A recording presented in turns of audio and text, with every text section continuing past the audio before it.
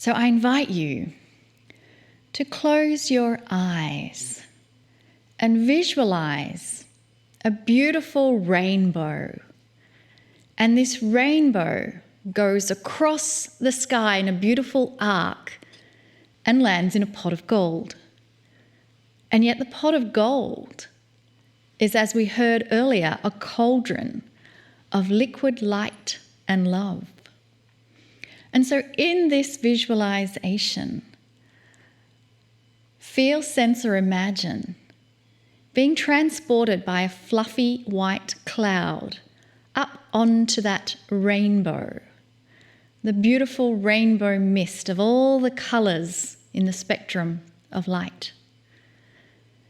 And as you move along this rainbow of all the spectrums of light, you start heading towards that cauldron of liquid light, golden energy of the Creator.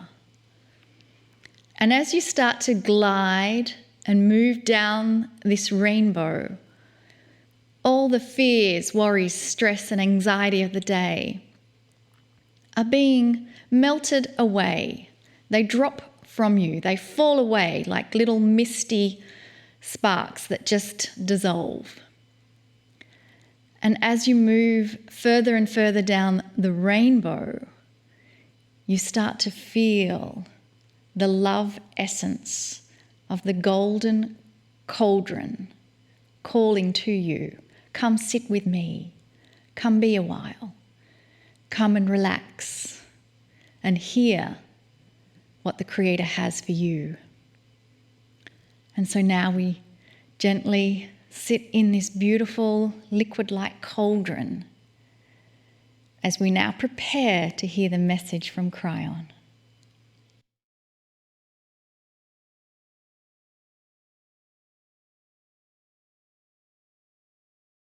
Greetings, dear ones. I'm Kryon of Magnetic Service, filled with hope. This is the third week that we will again discuss that word, hope. I would love to think that all of those watching this at the moment would have seen the first two channelings in this 4-channel series about hope. But that's not always the case. So as I said on the first time, I'm going to define it. And I'm going to do it in a similar way every single program. It's important that you understand the power of the one word. It's important that you understand what it is not and what it is. Hope is probably one of the most powerful energies a human can have.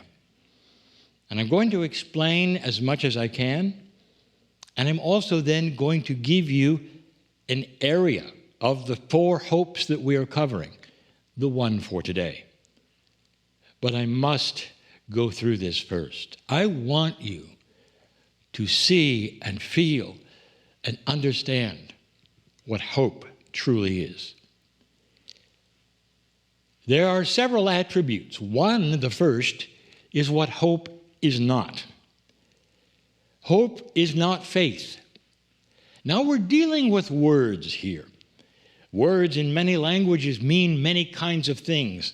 The semantics, as you would say, of what you've been taught a word is or is not.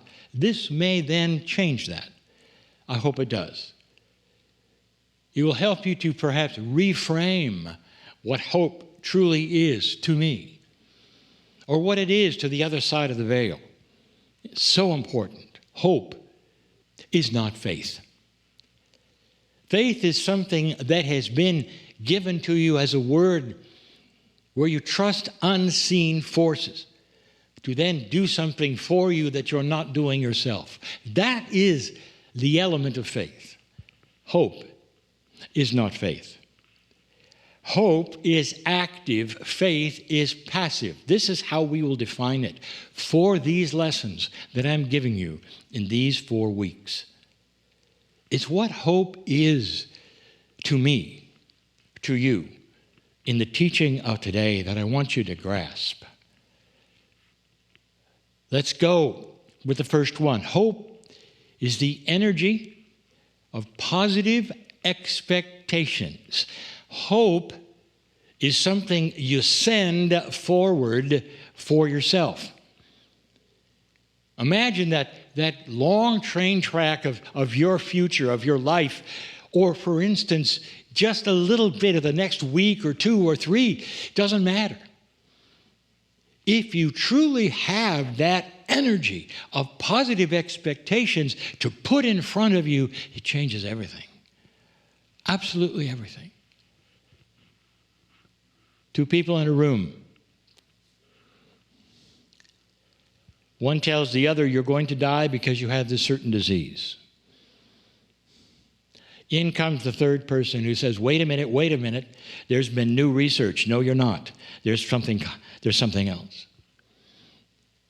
You've just gone from despair to hope. And the hope may keep you alive. The hope may save your life. All of these things we talk about continually. What the human being can do with their own chemistry and how they feel about things, that's hope. It changes everything. Hope is a designer energy. Hope is something where you can design benevolent outcome. You design it, the positive expectations, and you send it forward in your own life. Do you like that? Hope is health. Hope is health. Hope becomes your future.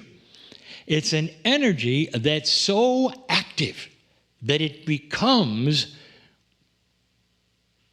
what you tell it to become. This is the power of hope. Hope is something that can also destroy despair. Hope destroys depression. That's what hope truly is. I wanted to give you these things today that I gave you the last 2 times we were with you, perhaps in slightly different words, and we're going to do it one more time, for I want you to see what hope can do. The circle of 12 tonight will be another exercise just like the last 2, very similar, where you package hope and you send it forward in a very visual way that you can understand what it does for the human psyche, what it does for the human chemistry. There are those who will casually use the word, well, I hope this works, not understanding. That's more like faith. Hope is an affirmation action. It puts together a package that changes the chemistry of the human being, relaxes you, and puts you on a course of benevolence. There is nothing like it, dear ones. To have hope when there was no hope is like black and white. To have hope when there is no hope is like turning on the light in a dark room. Some of you have actually had this happen, where you were in depression or despair over something you felt was happening, only to have it all turn around in a moment. The phone call that you get where there's been a problem with loved ones, and you think the worst and you wonder what has happened in that moment, whether they're safe or not safe. And then another phone call comes, and it's the actual loved one.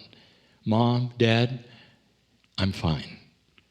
What has happened in that moment or two? That is what hope is and does. That is the feeling that I'm speaking about. But rather than having that kind of a cause and effect in a phone call or no phone call or worry or no worry, can you package that as though the phone call had already come in and put it upon yourself and send it forward?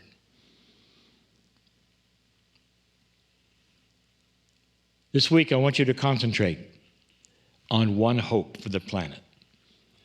Again, a hope that's the energy of positive expectation, sending it out. And that is one of the things that we have spoken of now 4 months. Light is starting to occur on the planet. That's a metaphor. Transparency of thought. Light, that would be the winning of light over dark. That would be a higher consciousness attribute that starts to win over a lower consciousness attribute. And this has been the way of it for eons, that the lower consciousness always seems to win. Always. There are some of you who actually have seen this in your life so often that you have a hard time believing me that light will win. And instead, you only will look at history and say, well, it never has before. Why should I think so now? We've told you. We told you. Because since 2012, things are different. This has been the shift that so many have spoken of. So many indigenous have talked about. Etched into their rocks, it is. Etched into their pyramids, it is. And here it is. Light will start to win over darkness, and that is why there's so much trouble right now on this planet, because it's fighting back. Did you notice? Uprising where uprising normally isn't. It's happening because there are individuals who are starting to say, no more darkness. We will not tolerate it anymore. I want you to see a hope package and send it forward for the light of the planet. The light of the planet. The light of the planet. Can you do that? Other weeks, we're talking about yourself for other things, but today, this Wednesday, we speak of hope for light. And you're going to see that in places you don't expect. Places that normally are known for corruption. You're going to start to see some light at that point there, and you'll go, well, that's different. Well, that feels different. Do they really mean that? Can this really be happening? You're going to see it at levels that you never saw it before, even a little. And then you start to see what happens. It's almost like light is infectious in a very good way. Light creates light. It erases darkness, and more are attracted to it. They're attracted to compassion and kindness as a way of things.